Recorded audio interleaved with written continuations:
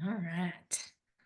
Perfect. All right. Welcome, everybody, to the last session of the social media safety series.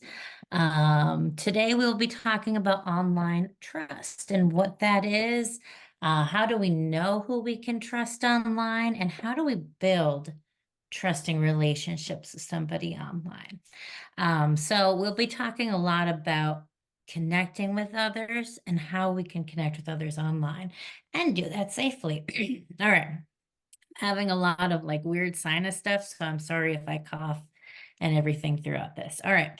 So let's get going. There we go. Okay. So first I want to talk about online connections.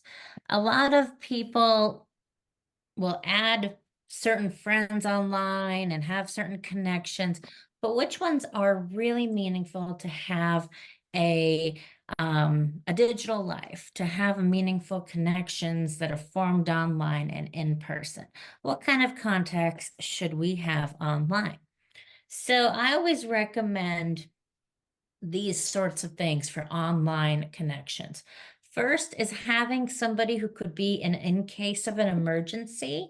If you yourself aren't around or somebody else on the emergency list isn't there, who can I go to? So whether that's a neighbor, a friend, um, a sibling, whoever it would be in case of emergency, having those people on social media, just in case phone lines go down, and you can't call, but social media is still working, just in case you need a backup. So that's always great to have someone you can contact on social media. The next one that I always recommend if you're just starting out on social media, want to start forming relationships with people on social media, is Facebook groups. Now, I know the young people don't like to be on Facebook because it's where old people like me are, but Facebook groups are fantastic for one reason. They have moderators who watch what's happening. And if they notice that someone isn't following rules, they will kick that person out of the group and they're never coming back. So Facebook groups are these places that are a lot safer to have this place to talk about our likes or our interests. Or, for example, I play Monopoly Go, and that's my current obsession. I'm on the Monopoly Go group, so I can talk to people who play this. And if they, sell something related to the game, administrators kick them out. They kick out all scammers, all people who are doing some kind of fraud. So Facebook groups are really great because it's a really protected place. Usually you have to complete a questionnaire to even get into it. So like, what do you like about this game? Or do you agree to the terms and conditions of this group? Here they are. So there's a lot safer, a safety net if you're in that group. So that's a good one. The other one is to have trusted friends, families, acquaintances that you know on social media. So your friends that you know in real life, people you know from things you do in organizations, other family members, having them on social media is good too, because they can also serve as the emergency contact as well. The big thing I like to talk about when I taught these digital literacy classes was celebrities. Celebrities, their online profiles tend to make us think that, oh, we're friends with this celebrity, right? They're engaging with us. They are telling me what they're doing on social media. So celebrities have massive followers, numbers of followers, and they create this engagement online where it feels like we know them. However, it's important to know celebrities aren't friends unless they're actually our friend in real life. It's this connection through online where we're feeling like we are actually knowing them and communicating with them. However, they have millions of people that they're talking to. So it seems like they're talking to just us, but they're talking to millions and millions of people. So celebrities, you can, I say, add them online, follow them. But if you do that, to look for one thing, and that's that verified check mark. TikTok, or not TikTok, X, which used to be Twitter, is now throwing this off because you can buy the check mark.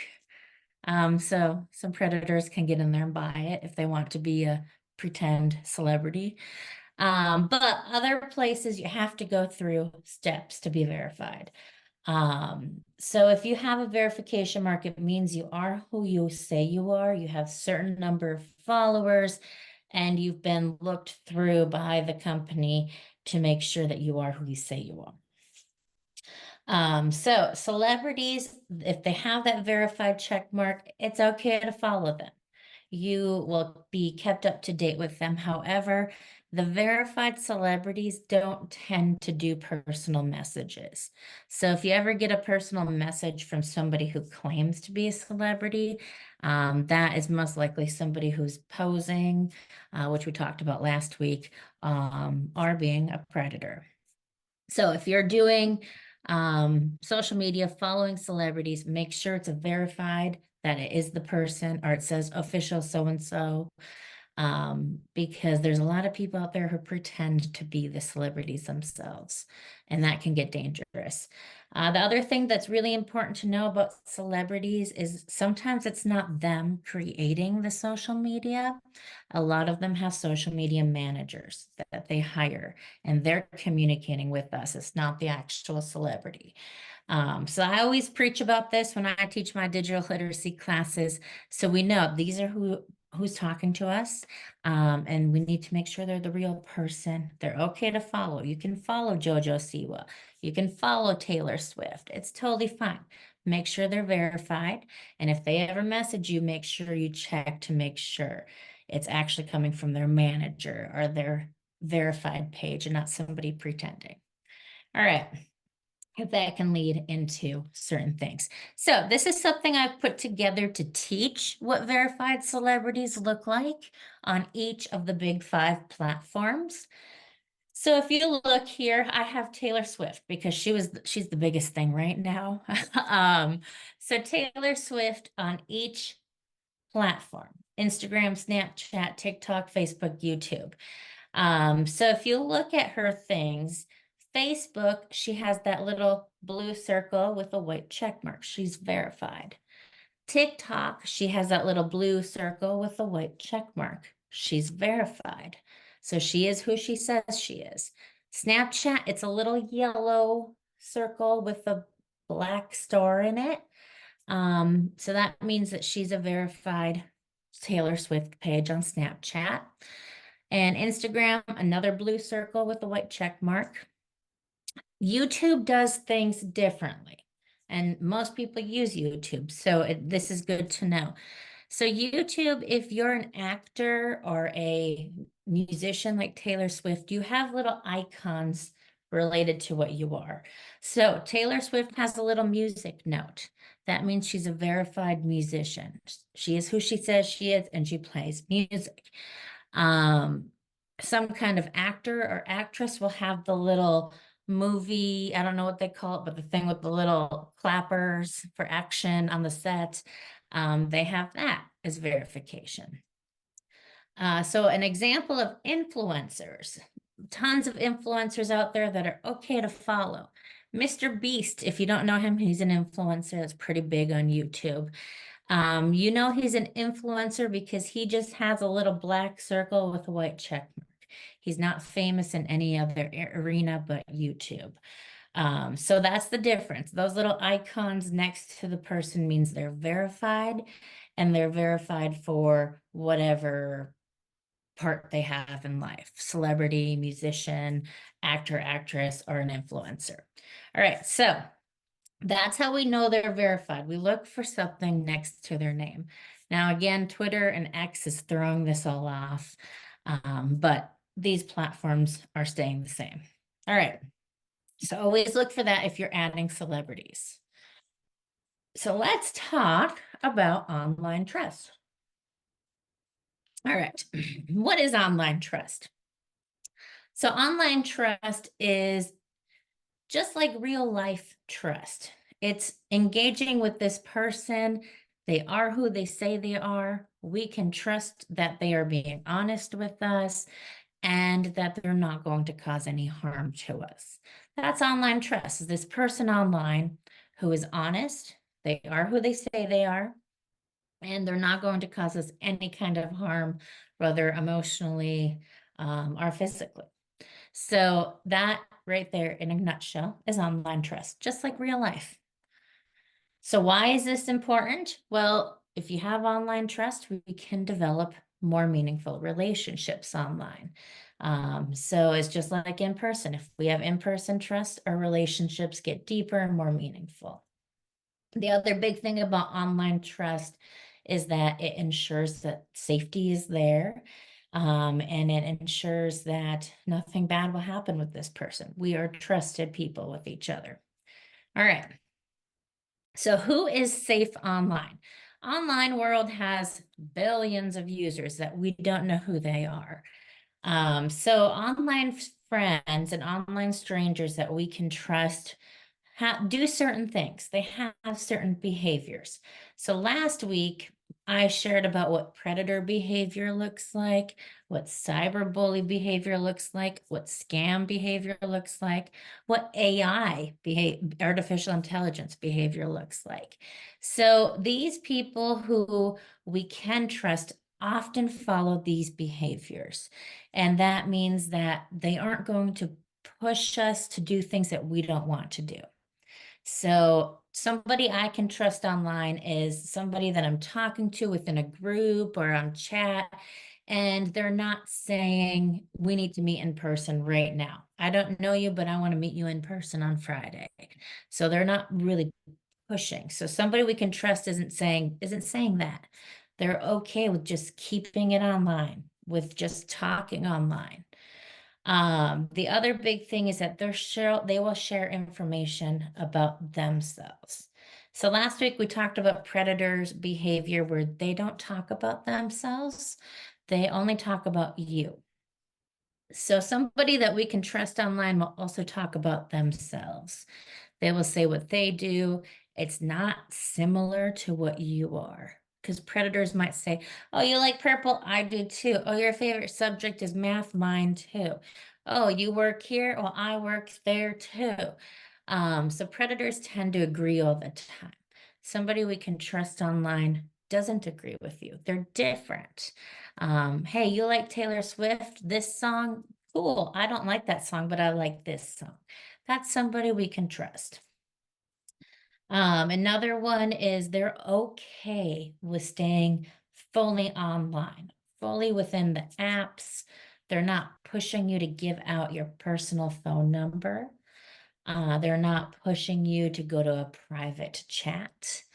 There's a book out there. It's really great. It's a scary, I mean, it's a young adult book, but shows the dangers of being online. And it's called Do You Want to Go Private? And in that book, it's about a young adult girl who gets involved with a predator online. And he quickly asks her within the first week of talking to her, can we go private? And so she's like, yes, let's go private. And then he says, don't tell anybody about this. We're private. So that right there is predator behavior. So last week we talked about how being told this is a secret is red flag. We need to stop talking to the person because that's predator behavior. So if they quickly say, let's go private, let's go to the chat, that's something that we need to not trust right away. We need to really engage and think about that. All right. The next one is they don't pressure you to do things you don't want to do. So, hey, meet me at Starbucks next week. If you don't, I'm going to be mad and I'm going to hate you. They won't say things like that. They're totally okay. So think about who we trust in real life, why we trust them in real life. That applies online too. They are who they say they are. They're honest. They don't agree 100% with us, and they're not pressuring us to do things. All right, or keep things secret. So I have developed this online 5 is what I call it. These are the 5 things for knowing I can trust this person. So the 5 things are, number one, if the person has asked to go private right away or only talk on text messages, that is a red flag. So we need to stop and think before trusting that person. So these are 5 things that we need to look for. And if they do this, we need to not have online trust with this person. All right, so going private. Number 2 is keeping secrets. If they tell me to keep a secret, we need to stop and not trust that person. The third one is they're okay with me video chatting with them. And I do it more than once with them within the app. I look at a video chat with them on Facebook or Instagram or wherever. And if I do it one time and I video chat another time and they look the same, they're the same person. For example, you've seen me 3 times and I look pretty much the same besides getting soaked in the rain and my hair's a mess right now because I walked my dog in the rain. I look the same movements, same voice. You can trust that I am who I say I am. Whereas if the person was using AI or deep fake, which we talked about last week, they will have different appearance each time that you see them. The filter will not be the same. They won't look the same. All right, so if they don't look the same, we need to stop chatting with that person. The fourth one is if they only talk about me and what I like. They never tell me anything about them. And it makes us feel really good to talk about ourselves, right? Like we love to talk about ourselves. But if they don't tell us anything about them, that's something that we can't trust. And then the last one is if they send anything inappropriate at any time, or they ask for anything inappropriate at any time, that we can't trust as well. So this is a lot of words for the 5 things that we need to look for to not trust a person. So if any one of those are a yes kind of thing, we need to stop and think, can I trust that person? So these are things that I have been working with young adults right now. We are still working with a way together. We're working in a way to phrase this in a shorter way that we can just be like, yep, that's not happening. Nope, yep, they do this. No, they don't. So this is still in process where we're working on the language and how to develop some kind of visual thing that we can put out there and say, yeah, this is how I know to trust somebody. But for right now, that's what the online trust 5 look like. So the 5 things we need to look at, if any one is a yes, we need to stop and think, can I really trust this person online? They might not be who they say they are. All right. So how do we build trust with others? This is the big thing that I've had to teach because while we can trust the other person, it's also important for them to trust who we are. How do we build this trust so we can have an online relationship with each other? So the big things are these 3 things. Ask questions for the other person. It's okay to say, hey, what do you like to do? What are your hobbies? Do you like to play basketball? So make sure you ask the other person so they can talk about themselves too. The next one is to allow time to build friendships or relationships. So if somebody says to you in the first week, you're my online boyfriend, my online girlfriend, that's something that doesn't happen automatically. It has to take time, right? It's easy in real life for me, like, this is my boyfriend, right? This is my girlfriend. But over time, relationships have to build, right? So if we meet somebody online and we're interested in calling them boyfriend or girlfriend, we need to allow time for that relationship to build. This applies a lot with online, just like real life, but with online, we need to allow more time. So we really need to know that they are who they say they are. So I always say, allow at least 3 weeks before we say boyfriend, girlfriend, because we need to know, are they actually that person? It's trickier online than in real life. The last one is allow the other person to reply. Give them time. It's okay for them to not reply right away. I have emails sitting in my email inbox from like Monday that I haven't replied to. That's okay. Life gets busy.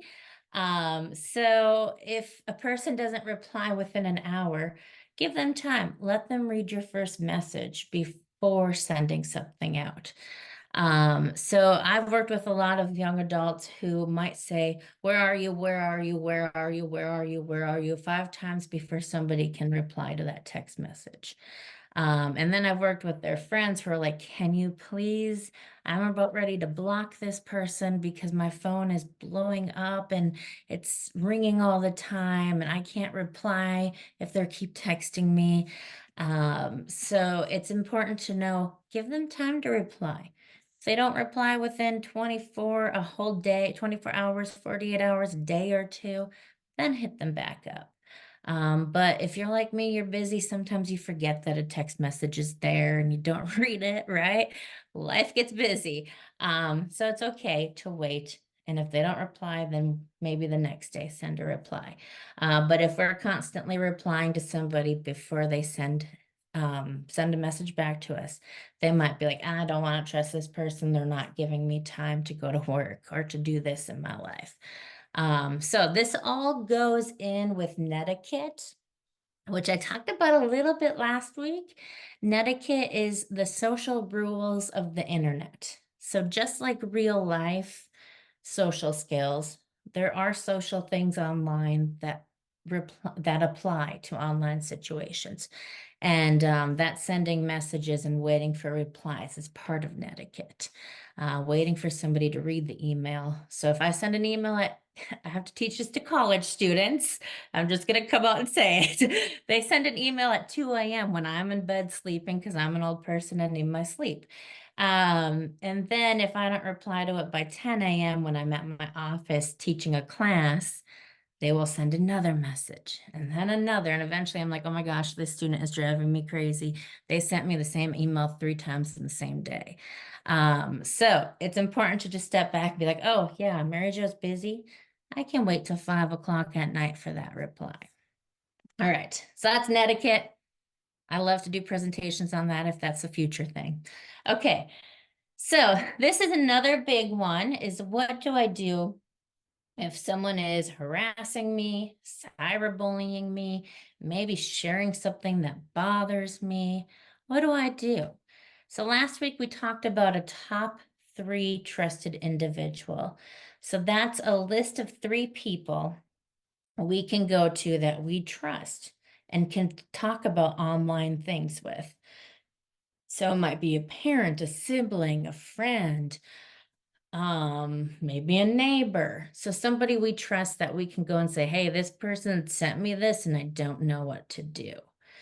So if you are in a place where you're getting bothered online or somebody saying mean things, go to one of those top 3 people and tell them, because these people don't know that you're telling this person and getting advice on what to do.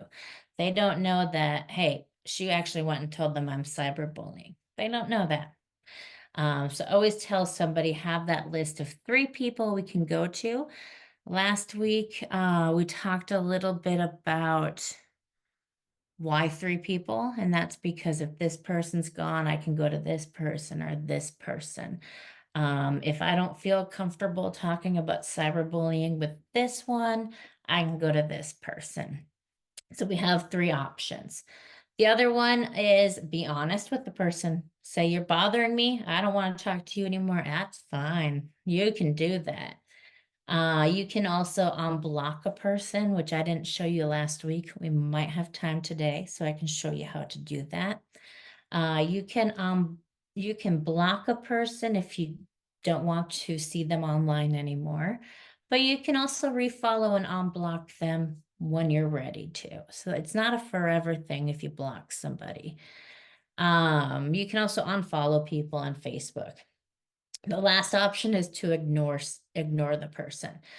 So when I was teaching digital literacy to young adults, they would always tell me, I had some that were like, I'm going to tell a person to stop contacting me. I'm like, yeah, that's you. Be nice about it. But if you want to do it and you're brave, you don't care about hurting somebody's feelings, do it. The other person's like, well, I'm just going to go tell my mom and she's going to tell me what to do or give me advice because I don't know what to do. I'm like, yeah, cool too. That's that's an option. And then I would also have people come out and say, I'm just going to ignore them. I'm going to go and silent them because they knew how to silence people online, and just leave them there. Leave them around there on red. And I was like, okay, cool. So this is all coming from actual young adults with Down syndrome and autism. They've made this content with me, and these are the strategies that they would use. Frequently, the girls always used ignore. The guys were more like, I'm going to tell them to stop. So that's something I always saw. So those are three things that you can do if someone's bothering you, saying mean things, contacting you all the time and not leaving you alone, or sending something that's inappropriate. All right. This is another big one we frequently have to talk about with online trust, is initiating conversations. So in real life, starting conversations is hard. Walking into the room saying, how are you? It's hard. It's something we have to learn how to do. So online, it's the same thing. I worked with a lot of young girls with Down syndrome who would tell me, oh, they're too busy. They don't talk to me anymore. And I'd be like, but they're your friends.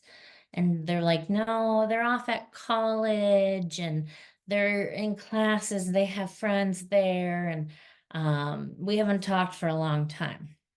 And I'd be like, well, have you messaged them? And they'd be like, no. I'm like, well, why not? Does the person have to call you first? Do they need to message you first? And they'd be like, yes. I'd be like, okay, let's talk about initiating conversations. You have a part to play in maintaining friendships online too. And so we would always do little sentence starters. Say, hey, Sydney, what's happening with you? Or what's up? They liked to say that a lot. Um, and they would send that message first. So it's really, really important to know that the person doesn't have to send the first message. You can be the person too. So if you haven't heard from a friend for a long time and you want to talk to them, it's okay to say, hey, how are you? And see what happens. And then teach that it's okay to send those messages. With strangers online, it's a little different. So strangers online, we need to look for certain things before we start that conversation.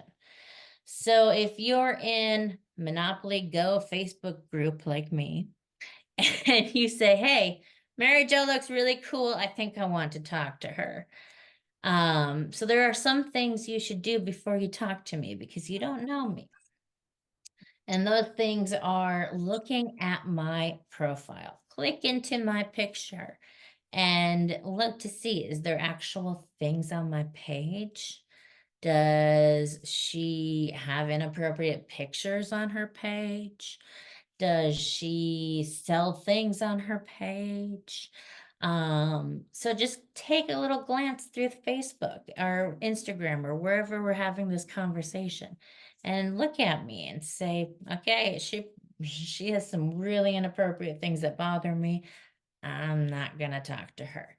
But if you look at it and like, hey, she's a professor at EKU, she's got a dog, she's got thousands of pictures of herself with this dog, because that is my profile. Um, and it looks real. Start a conversation. Be like, hey, I see a dog in your profile. Do you like dogs? It's okay to do that. And then again, wait for the person to reply. And if they don't reply, that's okay. Because sometimes when we talk to people online, the message will go through and filter somewhere else if we're not friends with them. So Instagram has a thing called filtered messages. All stranger messages get put into that. You have to go find it to be able to talk to those people, which is a good thing because a lot of the things that get sent to the filtered messages on Instagram are inappropriate, things that you don't want to see. I get a lot of people trying to sell me things in those filtered messages. So a lot of scams. All right, so it's okay to start the conversations yourself, and maybe having some sentence starters on how to do that. All right. I'm going to go over this again because you can never have enough talk about how to spot predators. So again, predators are people who are looking to cause some kind of problem, whether that's a crime with cybercrime, with pornography to sex trafficking and things like that. So how do we know if there's predators? Last week we talked about the 3 things we can do. We can look at profiles. We can Google the person, which I said is the number one thing to do. Google the person. If they don't exist on Google, they're not a real person. Unless they're under the age of 13, which we talked about last week. If they're under the age of 13, they won't have an online footprint, is what it's called, because of the Child Privacy Act for Online Child Privacy Act. You have to be above 13 to be using social media. Unless, all these child influencers have messed that up. As long as the parent is running the account, you can be on it before 13. But if the person is not on Google, they're either under the age of 13 or not a real thing. There's always some kind of online footprint. So that's the big thing to do is Google the person's name. There's other things there about if there are posts and not, but these are the big 3 things for spotting a certain person. And this actually came from a girl that I worked with. She was in her 20s, had Down syndrome, and I was working with her one day and she was looking at my stuff because I made a quiz for her to spot predators. And it was a picture of me and she wanted to click into it, but she couldn't because it was PowerPoint thing. And she's trying to click it. And I'm like, what are you doing? Like, this is a PowerPoint and you know that. And she's like, I need to know. I need to know if you're a poser. And I'm like, tell me more about this because I mean, I know what posers are, but I don't look for posers myself. And she's like, I need to look at your profile. If you don't have anything, you're a poser, you're not you. If you don't have a picture of Teddy, your dog, you're not you. And so this is where this came from. I'm like, that's a fantastic strategy. She figured that one out all on her own. She's like, I know these people. So always look at their profiles and Google search the person. So that's where the poser thing came from in all of this. I went over this last week, but I threw it in again just to review. Do the Google search and compare across things. Is it similar? This is me. My students worked on all of this and pulled up my Instagram, Facebook, my Google, and they all look the same. There's pictures of her dog. There's pictures of her. On Google, there's a headshot of her that matches her on Instagram. On Facebook, it says she works at EKU. We know she's there. So this is legit. It's a real person. So they pulled me up different places to see if I'm real. I haven't gotten savvy enough to create a fake person to show what it would look like with predators, but if I was a predator, it wouldn't all look the same. I would probably only have one profile, and I probably wouldn't have anything on Google. So that's it. Okay.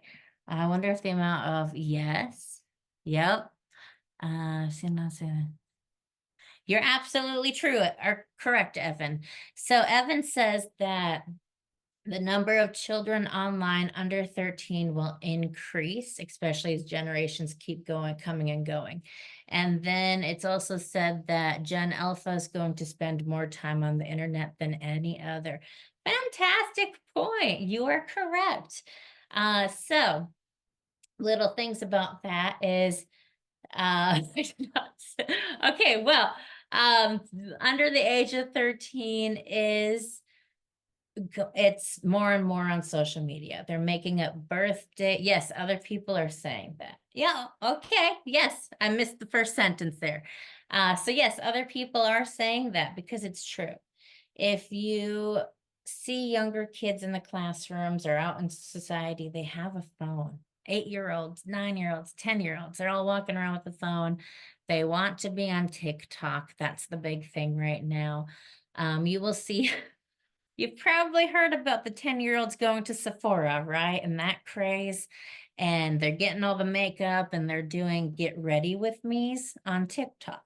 So they're pulling out their retinol creams at the age of 10 and doing facials on TikTok. They're not going to have a face when they're 50, but whatever. Um, so they're doing all this stuff and they're on their own accounts. They are making up birthdays to be on there before the age of 13. And they're hoping that they will go viral talking about what happens in school. So they are getting on there earlier and earlier and younger. But TikTok is fighting that. They are saying they are shutting down any young user that they see that is in a video and the parents aren't running it. So if there's not a parent in the video, they will actually shut the person down. So they've been really good at that because they've gotten in trouble with that. So they are starting to shut down people if there's not an adult in the video with them. But yes, the younger ones will spend more and more time on the internet than us older generations. I love that. Yeah, great statements. Good. All right. We talked about this one last time a little bit too, but again, I wanted to review meeting somebody in person, especially when it comes to online dating. If anybody ever wants to online date, it's a cool thing to do. That's how younger generations are meeting people.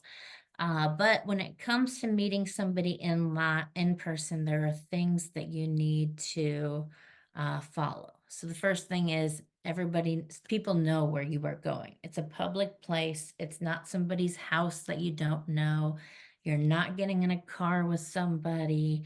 You might take public transportation. You might take a metro or an Uber or something like that.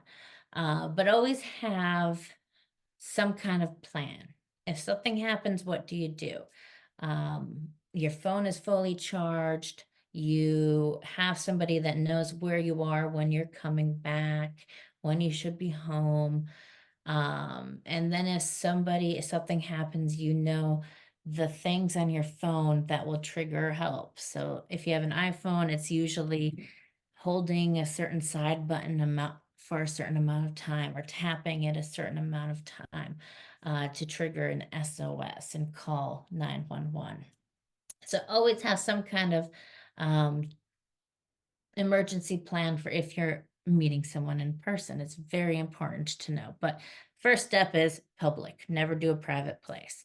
The other thing I say with online dating is make sure you video chat the person within the app at least 3 times, and they are the same person every time, kind of like what I've said before, because people can apply filters that are different each time, and you'll notice it.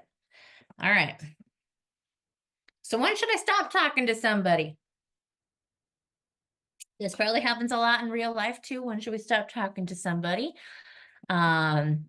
So online, we should stop talking to somebody, especially if they tell us to go private. If they say, I don't want this to be on my profile, we're going to be talking in chat. And only chat, nobody else can see this. If the person suddenly becomes scary, threatening you, demanding you to do something that you don't want to do, stop it and talking to that person immediately. They cannot be trusted. So I told a little, I think it was last week when I think it was this group where there was a young girl that I worked with. The parents came to me for help. And the young girl was chatting with somebody online, and he said, yeah, I don't think I shared it with this group. And he said to the girl, if you don't meet me at the mall by 7 o'clock, I'm going to hurt you or your dog or something like that. There was some harmful thing said. And so he was threatening her, demanding her to come to this place and meet her. She was scared. And So they didn't know what to do. They were glad they caught it before she went and met this person. And we had to talk about, if you stop talking to this person, it's okay. Unless you've told them your address, which we shouldn't share with somebody online, they're not going to know where you are and do this sort of thing. So if they are becoming threatening like that, just block them. Don't talk to them ever again, because they're not who they say they are. If they send you things that you don't want to see without asking you, stop immediately. Because online consent is a thing, and we will talk about that towards the end. So if they send you a picture of themselves without clothes on, yeah, and they didn't ask you if you wanted to see this, don't engage in that. Stop talking to that person. If they, again, want you to keep them a secret, that's something to stop too. So the biggest theme that's coming through all these presentations is, if anybody says something threatening to you, they want to harm you or someone else for not doing something, if they want you to keep them a secret, that's where we need to stop everything. Block them, report them, because it's very important that they don't do this to someone else. They will probably go create a new page, but if they're caught in certain amounts of times with certain IP addresses, very techie talk there, they won't be able to use it for, I think you have 3 times to be caught with the same IP address.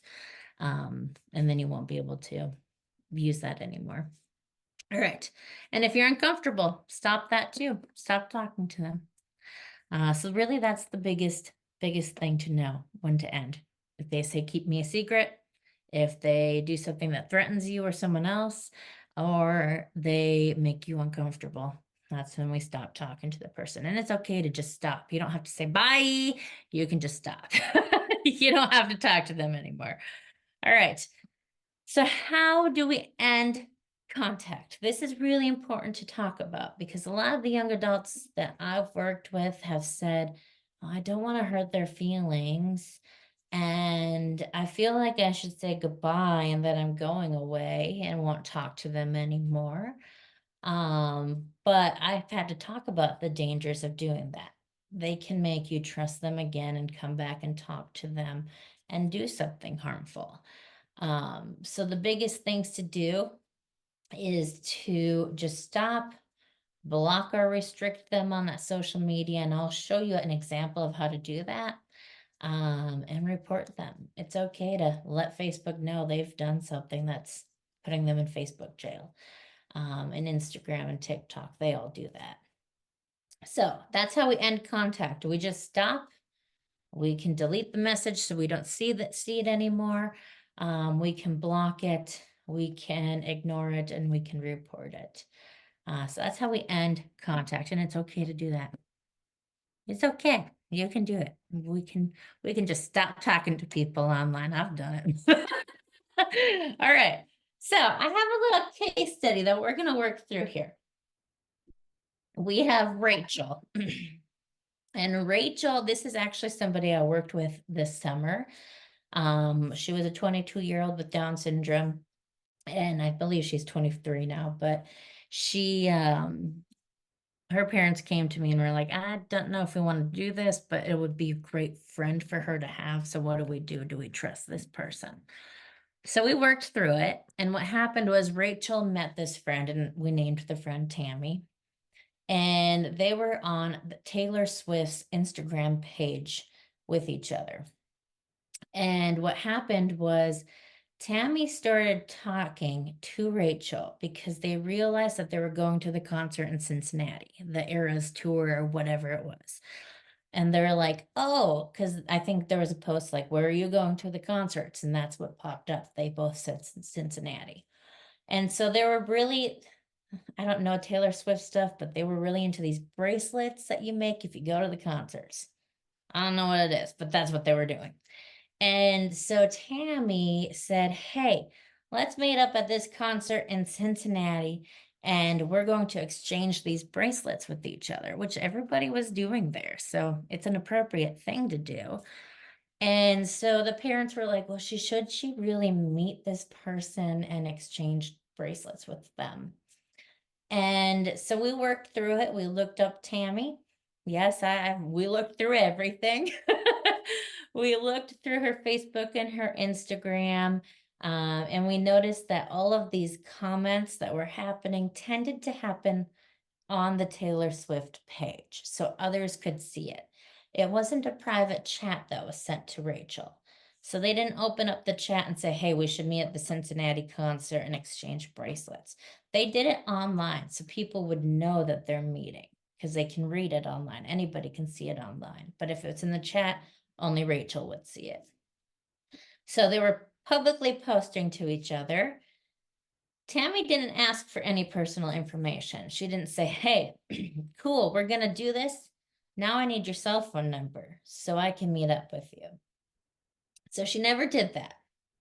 And she also said, you like Anti-Hero, I think is the song, but I like the older Taylor Swift, the teardrops on my guitar kind. And so they had different opinions. Like all of this, I literally learned it all this summer. I don't know Taylor Swift. And the last thing was Tammy never said keep this a secret. She did ask, who are you going to the concert with? Are you going alone? And when Rachel said, no, my parents and my sister are going with me, she was okay with it. Tammy actually said, hey, it'd be cool if they came too when we exchanged these bracelets. It wasn't like, no, they need to be somewhere else. She was okay with these people being present with them. So if we look through this, we see a few things that show us maybe we can trust Tammy. So first thing, we all looked up the Facebook page and it looked very real. It looked like a very real human having friends. She had a cat. I forget what else. And then she never asked for personal information. She was okay with meeting up in public by, I don't know where. They were all familiar with the stadium and where they were meeting. And she was okay with meeting there, and she was okay with other people coming. So this is an example of somebody we could probably trust.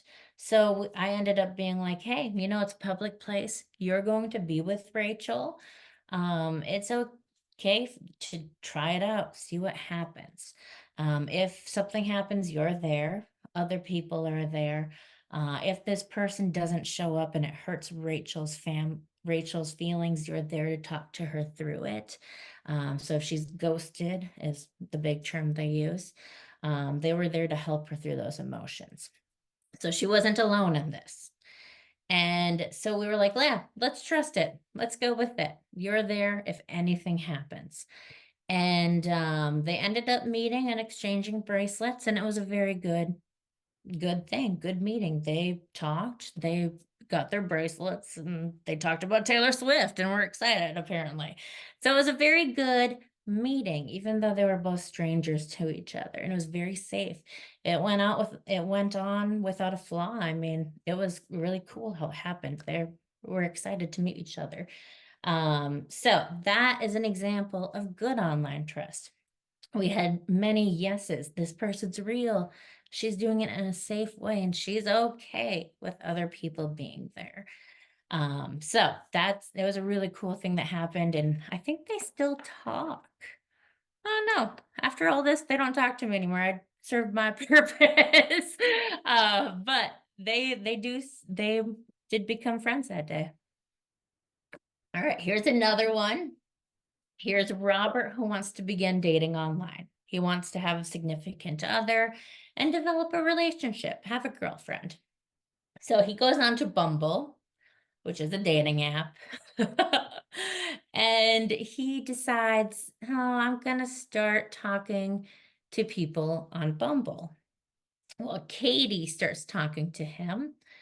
And after talking to Robert one day, she's beginning to say, you're my boyfriend. I know you want me to I know you want a girlfriend. You're my boyfriend. And then she suddenly says, this is day 2 of talking.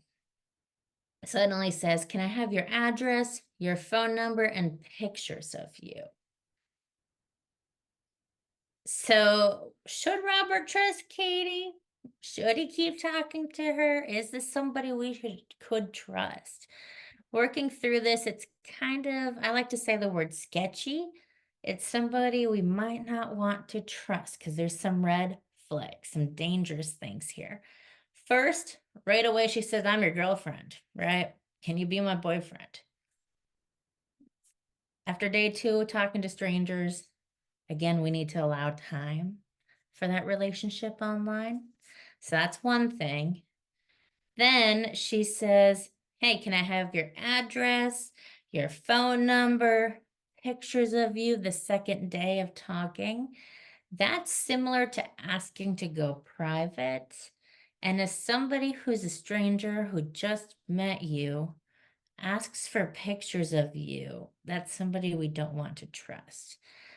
Because I've had worked with some people that have actually given pictures to the person and they were used in a very inappropriate way. So she's asking for pictures right away when she can see pictures on his profile. So that's sketchy. This is somebody we won't want to trust. Robert needs to just stop talking to Katie and block her because she could be anyone. She could be anyone.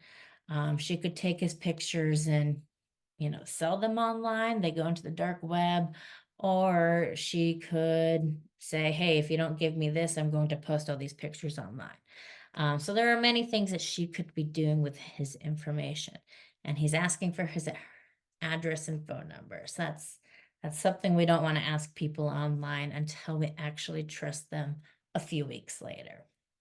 All right, so we don't want to trust Katie. We need to not talk to her, block her, possibly report her because she's doing some predator behaviors, especially asking for personal information right away.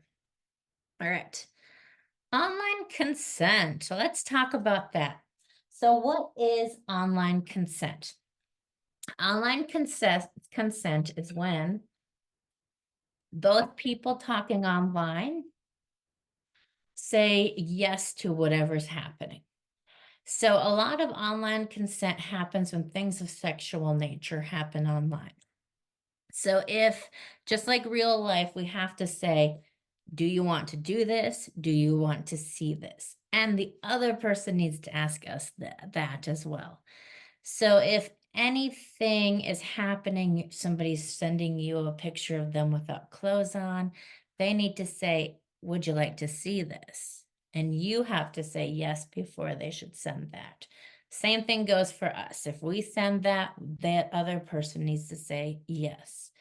So if anybody says no and we share that, that's something that can get us in huge trouble online. Yes, we definitely need that online consent for anything that happens that would be sexual online.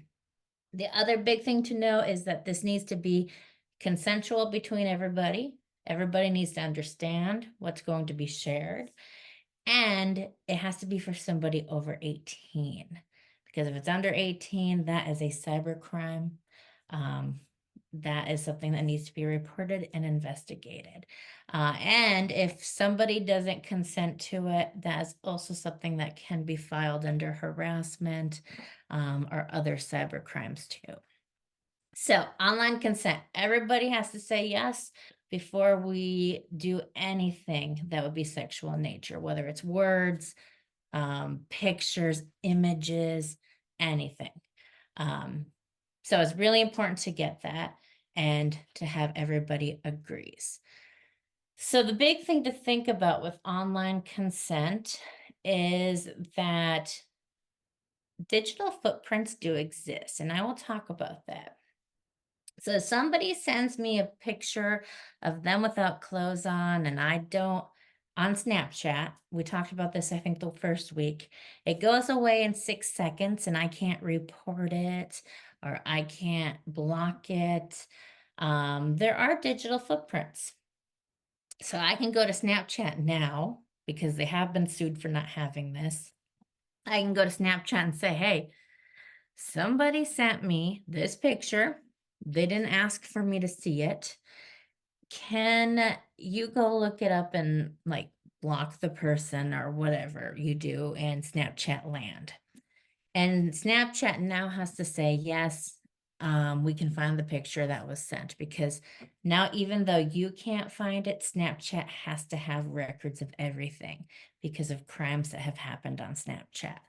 So there's this digital footprint. Whatever sent stays there. Even though we can't find it, someone else can, specifically police officers and FBI, whoever else needs to come into this. So digital footprints means anything we put out there stays there forever. It never goes away. We can delete it and not see it, but it's always there. It's kind of like footprints in sand, right? So the sand it will stay there until it washes away, but online it doesn't wash away. So make sure you think before we share our own images that we don't want others to see, or make sure the person sending it, make sure they think about that, especially if they don't get consent, because that digital footprint is there and it can be investigated. So if somebody sends you something that's inappropriate or asks for something that's inappropriate, always make sure that the platform knows, because they can go find it. It's there. All right. The last thing that I want to talk about before talking about blocking and reporting is social media is really this world where we can make it to be what we want it to be. So if I don't want to see things about a certain topic, I can make it so it never shows it to me again.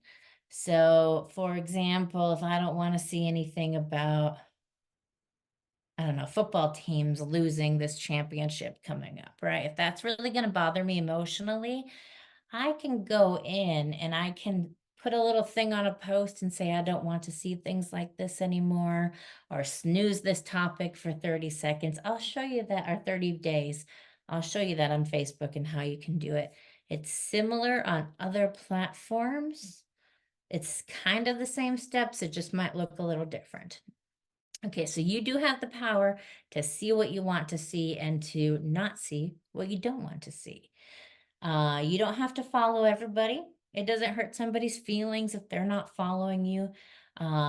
True story. I unfriended a friend on Facebook because she would always post really negative things, and it was really impacting how I felt. So I blocked her. I don't follow her on social media, but I do talk to her in real life, and she doesn't know that I don't follow her on social media because nobody looks. If you unfriend a person, nobody's gonna look to see that you unfollowed them. The other big thing is it's it's your social media. You have the choice on who to follow. You don't have to worry about Sally's friend or being mad that you didn't accept her friend request, because it's what you want to see, not what they want to see. The other thing is algorithm. Every social media platform has an algorithm. The more that you like things or don't like things, that's telling this algorithm what you like and what you want to see. So if you go to Instagram, this happens to me all the time, and you start liking posts about dogs, you'll go to your little For You page where you can see all of these posts, and you'll see a lot more about dogs if you keep liking it. If I don't want to see things about um, cats, I'm just gonna throw cats out there because I'm not a cat person. I'm sorry. If I don't want to see things about cats, I can click this little three dots and say, I don't want to see things like this anymore. And there won't be many cats on my page. So you can really set it up to what you want to see. And I want to show you how to do that. I'll show you that. Okay. So I'm going to start on Facebook and YouTube, because those are, and I have to share a different screen. Okay. Those are the ones that I can show you online without going on my phone, because again, I left my phone connector cord in my office at the university. Okay. So I will just show you the desktop apps and how to do it. It's similar on the phone, um, but I'm going to show you that. Okay, so right now you're seeing Facebook, and I pulled up. I'm being very strategic about this because sometimes Facebook will show you things that you don't want to see. So I'm going to really screen what's coming through here on Facebook. Okay, so I went to the Monopoly Go group where you trade stickers with each other. Yes, I'm one of those. Okay, so this is what the group looks like. You see people that have posted something. Um, but on Facebook, you get posts that look like this. You have this little X, you got the three dots, right? On every single post that comes through. On the app, I'm going to pull it up on my phone so I tell you the correct thing. On the app, you have the X and the three dots. Okay. So if I don't want to see posts about trading stickers, I can go to these three dots here and I can do a few things. I can save the post if I want to remember that this person has these stickers, or maybe it's a quote that really inspires me and I want to come back to that post. I can save it and it will be in this place that I can go to and keep looking at it. I can also go and say hide post. So if I click that, I'm not going to see as many things about trading stickers. That algorithm's going to take that out because I've said to hide that. I can also hide things from the user, Sandy, the one that posted this. So I can snooze her for 30 days. Let's say Sandy's really bothering me. I still want to be friends with her. I just don't want to see what she posts. I can snooze her, and then I won't see anything that she has done on Facebook, Instagram for 30 days. And then after 30 days, I'll start seeing things again. I can hide everything from Sandy. So that means I'm still friends with her, but I've hidden her. I won't see anything that she posts, but I'm still a friend. So if I don't want to hurt her feelings, that's a good option to do. I can snooze things from the groups. I can unfollow the groups. Now, these right here at the bottom are the report and block. So under the three dots right at the bottom. So if I report this post, and I'm poor little Sandy, I won't go through with it. But if I click on that, uh-oh. So it comes up. I've clicked on report post for Sandy, and I can go through here and choose what was on that post that needs to be reported. So whether it has nudity, violence, there's some kind of self-injury, or it's a spam or a scam. Somebody's selling things that they shouldn't be. So all of this stuff, it involves a child. So I can go through and I can even say something else. But usually it's all in there. I love that they have the involves a child on there now because that will keep Gen Alpha from using it when they shouldn't be. But if you click on one of these and it will keep, I'm not actually going to click on it because I don't want to report Sandy for doing something it was not a bad post. So I'm not going to report her. But if you click on these, it'll ask other things and then you just hit submit and it will report it, and Facebook, Instagram, TikTok will investigate it. So that's how you report the person. So that's just saying, look at what this person did. It does not block them. I'll be able to see what Sandy does from now on. It's just that one post is going to be looked at by Facebook. They will determine, does it violate terms and conditions of Facebook? If it does, she'll be banned for so many days from using Facebook. Okay, I'm not actually going to do that to her because she didn't do anything wrong. Okay, so let's say I want to block this person who is giving me all these free, I mean, that is a scam. I could technically report that because that's not a legit link. Anything that says claim, that's a scam. Don't click on anything that says claim this. Here they say claim free 500,000 or whatever. So let's say I want to block this person. So I'm going to go down here and hit block. And then it says, okay, you won't be able to see or contact each other ever again. So if I look this person up, I won't be able to find them because I've blocked them, and they won't be able to find me because I've blocked them. So that's how you block the person. I blocked a perfectly nice person, but you can manage it, and you can go back and um, do things to get the person back. So, for example, I clicked on manage my feed, and I can go back to reconnect, and I can go like everybody that I've unfollowed, or I can do certain things under settings to bring the person back. Um, Here, settings and privacy. And then I can go in and I can go find my blocked people. Here, review people you've blocked. And I can go back and let them in. See my blocked list. Here we go. We're going to unblock that person. So now I see this person again. So that's how you do it. It's all in settings. On any app, blocking and reporting will be either 3 lines or 3 little dots, like on Facebook here. So I'm going to actually, because I like to make sure only appropriate things show up on Zoom.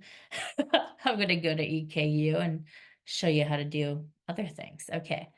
So let's say I don't want to see this anymore. Again, I have my 3 dots. I can report it.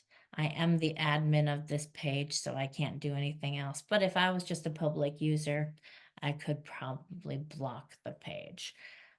So 3 dots you're going to want to look for, or 3 little lines. All right, I think I have the examples of YouTube on there. So on YouTube, it is 3 dots as well. Let me show you some cool things about YouTube. This is the part that I love the most. Okay, so here's YouTube. I'm in my little education page here. And for YouTube, you want to look for those 3 lines on the desktop app. It will be on your little profile here, my little M. On the app, it is again your profile picture if you have a profile. If you don't have an account on YouTube, you won't be able to do these things. You have to have an account to be able to do it. All right, so I can do certain things here. I can go through here and let's go to my account, my privacy. Hold on. It might be that I'm not restricted mode. No, that's not it. Okay, so there is a place.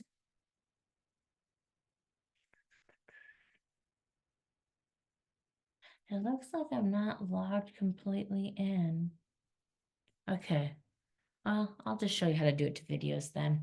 There is a place within your settings that you can, yeah, I'm not logged in completely. That you can go to and say, I don't want to see things about cats, dogs, whatever, and it will exclude it out of there.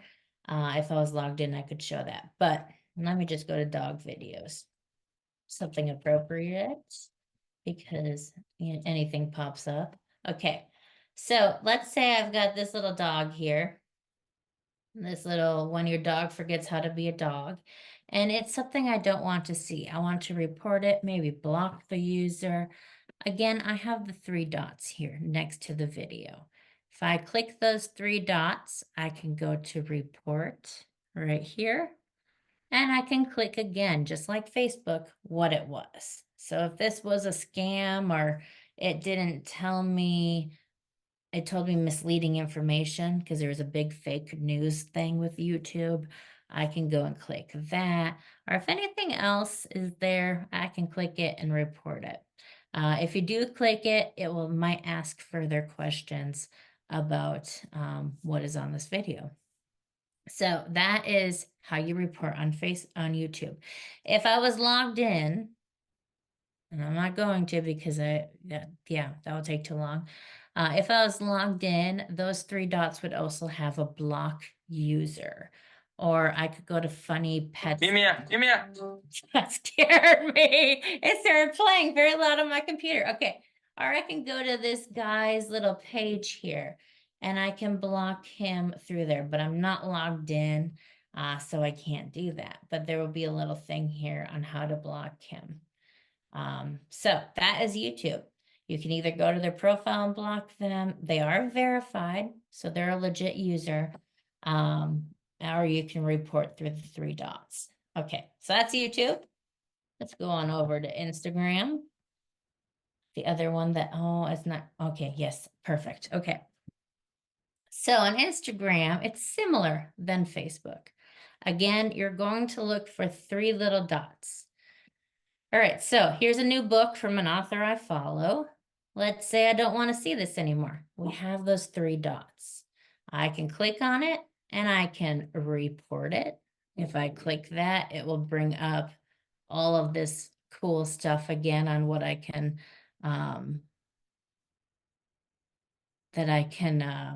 go and click through. And you can even say, I just don't like it. So if I do that, I don't want to do that because I like Retreat about her books. But if I do that, it's going to be like, cool, this is what you should do. Block her or unfollow her. So Instagram's a lot more user friendly because it tells you things that you can do to fix the problem. So, oh, I just don't like this. It's going to say, hey, block her or unfollow her, and it will walk you through those steps. So let's go back to those three dots. I can unfollow her if she is bothering me and I don't want to see this anymore.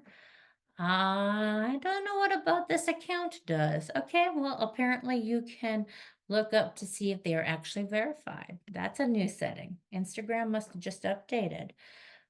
So here I can say, okay, they were verified in 2018.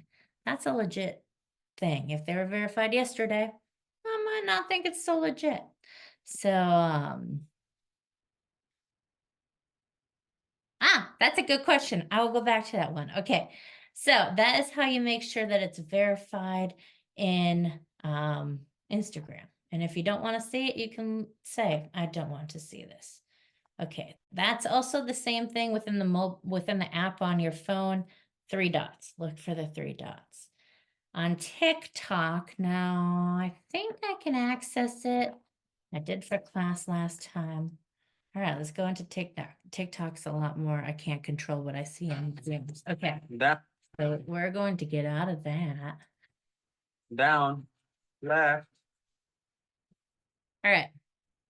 So this is TikTok.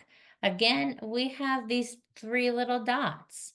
You can click not interested and the algorithm won't show me anything about Roblox anymore. Or I can click report. And again, I scroll through whatever I'm going to report and click on and say, this is why it should be reported. So TikTok, three dots. Same thing on the app for TikTok. It is the three dots. Down. Perfect. Okay. Which one am I think I did them all. Okay. So now and again, I have shared these slides. If you ever forget anything, because that was really quick, it's a lot of steps. These slides will tell you what to do. So for example, look for the three dots, how to block and report a user on Facebook, the steps are there. So they're all there for the major platforms. Snapchat, here are the steps on how to go through Snapchat to block a person. And make sure that you are enabling Shake to report. Snapchat thankfully brought that back. So Shake to report, Instagram has it too. You can shake your phone and it will say, are you having issues with this post? Would you like to report, block, whatever? So if somebody sends me something in 6 seconds and I just go like this because I don't want to see it, it's bothersome, it's inappropriate. They will walk me through that. I can shake it. So to get to it, you have to go to your settings and then go to that little circled shake to report and toggle that on. I have it on myself. It just makes it so much easier to report something if you need to.